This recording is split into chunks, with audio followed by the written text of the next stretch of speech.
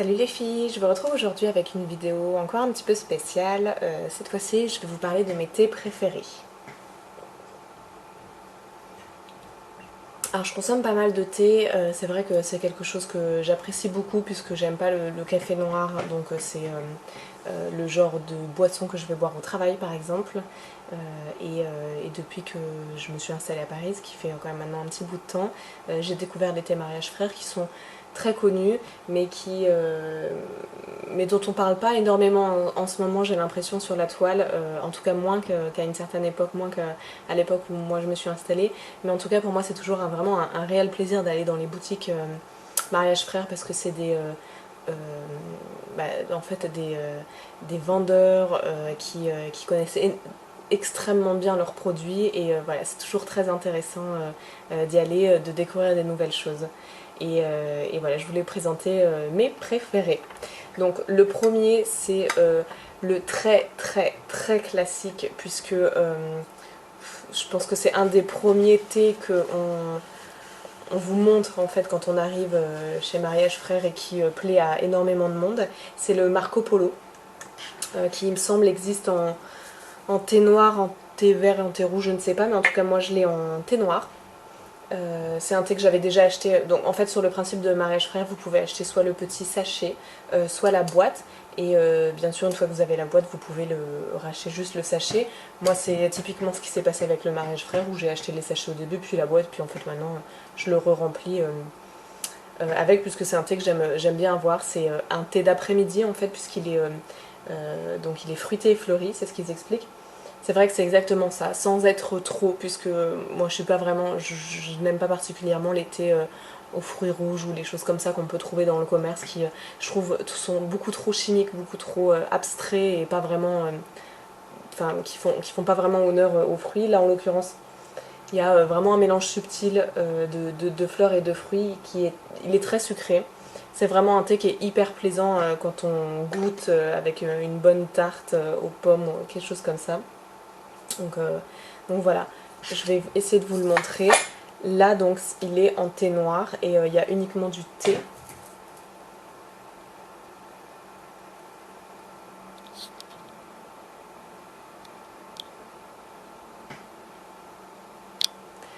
Voilà, il y a uniquement du thé dedans. Donc pas de petits morceaux, je veux dire, de fruits ou de fleurs. Il a une odeur qui est vraiment très embaumante. Ensuite, le deuxième que j'ai découvert et apprécié, que je n'ai plus là en ce moment, mais qui reste un peu un de mes classiques, puisque j'ai même la boîte, c'est le jasmin mandarin. Là, pour le coup, c'est un thé vert, donc thé vert doux au jasmin, ce qu'ils expliquent. Moi, j'aime beaucoup le jasmin. Le thé vert a des propriétés digestives, enfin qui aident la digestion. Le thé vert au jasmin, c'est typiquement ce qu'on va vous proposer dans les restaurants asiatiques en fin de repas pour digérer mieux. Donc voilà, le jasmin mandarin, c'est typiquement le thé que je prends après un repas. Voilà.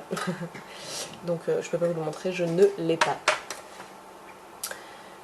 Troisième thé que je n'ai pas aussi là, mais on va dire dans l'ordre des thés que j'ai pu découvrir chez Mariage Frères, c'est un thé qui s'appelle Pleine Lune, qui est un thé noir au caramel. Et donc encore une fois quelque chose de très sucré, très gourmand, qui est pas mal en petit déjeuner l'hiver pour les gens qui boivent pas trop de lait ou quand on n'a pas de lait. Enfin, bon, c'est un thé qui est assez facile en fait à boire, même pour les gens qui sont pas vraiment fans de thé, il est très sucré. Il a une belle rondeur du caramel et pareil encore une fois un caramel qui est sucré mais pas écœurant. Donc voilà, le thé Pleine Lune. Troisième thé, quelque chose d'un peu plus...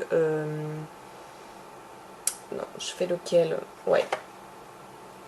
Ensuite, encore un thé qui est assez gourmand, on va dire. C'était une édition limitée qu'ils ont refait en février, là, pardon, puisque c'est une édition qu'ils font pour l'épiphanie, en fait, enfin, pour juste le début de l'année. Ou non, peut-être en février, ouais.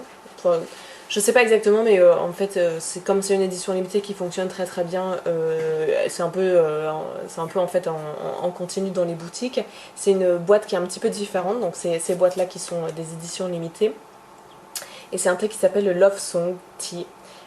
C'est un thé rouge là pour le coup, donc vous allez voir les petites feuilles sont rouges et c'est un thé qui sent en fait la galette des rois. Donc en fait il sent très fort l'amande, mais vraiment une amande un peu pâtissière et très gourmande encore une fois. C'est vraiment un thé qui est très très bon en goûter. Mais aussi en petit déjeuner, moi j'aime bien le prendre en petit déjeuner. Voilà, donc j'ai pris en fait mon iPad avec un petit peu plus d'explications puisque il y avait des fleurs en fait dans ce thé et je voulais avoir un petit peu plus d'infos pour vous donner vraiment toutes les infos possibles. Donc en fait le Love Song c'est bien une édition de la Saint-Valentin et donc ces petites pétales en fait sont des pétales de rose. Donc en fait ce qu'ils disent c'est que c'est un thé rouge au parfum de lait d'amande agrémenté de pétales de rose, doux, suave, en bouquet intemporel de passé, de présent et d'avenir. Bon, ok.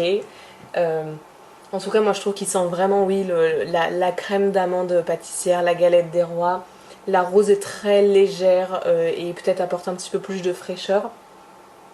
Il existe en différents thés, il me semble thé vert, thé noir et là moi c'est le thé rouge. Voilà, donc il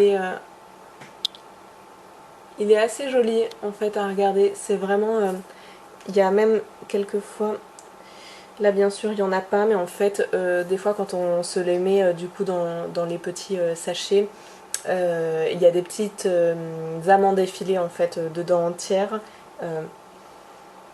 Donc on voit vraiment tous les ingrédients.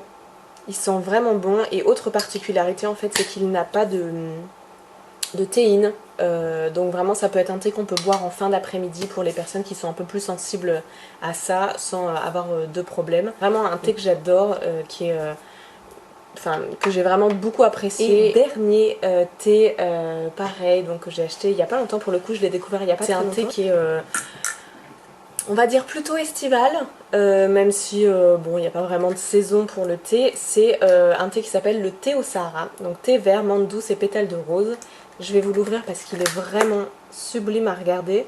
Donc là on est sur un thé vert, il embaume la chlorophylle quand on ouvre comme ça. C'est pour ça que je dis que c'est un thé qui est plutôt pas mal l'été, parce que c'est une boisson qui va être assez rafraîchissante sans être vraiment dans le côté très synthétique de la menthe qu'on peut avoir quand on a des sachets de thé qui n'ont un petit peu rien à voir finalement avec un vrai thé à la menthe. Là pour le coup on a un côté frais mais quand même assez juste du thé à la menthe traditionnel, et je vous le montre parce qu'il est donc sublime. Donc voilà toutes les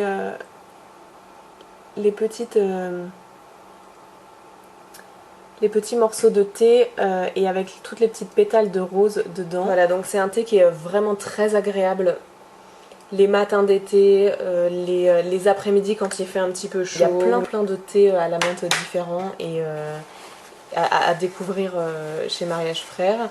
Je vous encourage à y aller. Je crois qu'en fait ils sont en vente dans pas mal de printemps ou Galeries Lafayette, choses comme ça, donc ils sont quand même maintenant assez accessibles, même en province je dirais.